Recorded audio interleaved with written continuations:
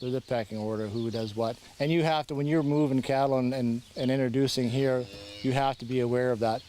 I introduce them one on one fence and one on the other fence, and they see one another. Then I'll open it up, and they'll push and shove and carry on, and then everybody knows who's boss. And when we were putting the mothers out there with the little ones, Rosie was near the end, and she was a dominant cow. When she went out there, she had to re-establish herself in there because the other two had already been out there and re-pecked their order.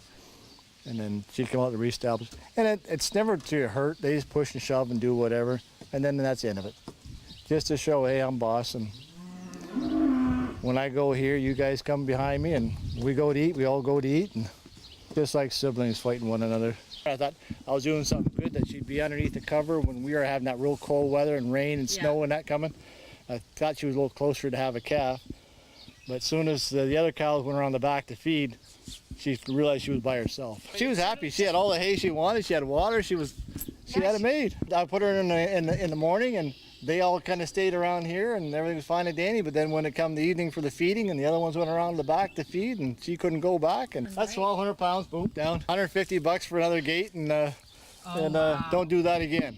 She just went over there. Then I thought, okay, I got to go to plan B then, and then I allowed them just to be together and let them do what they wanted and keep an eye on them.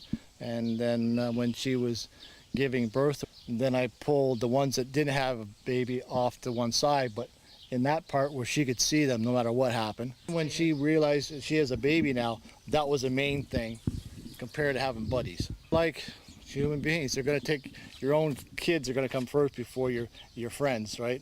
And so then once I put her out into the pasture, she was all right. She could see these ones, but she had her calf, and that was her main interest. It's different. You never know what's going to happen.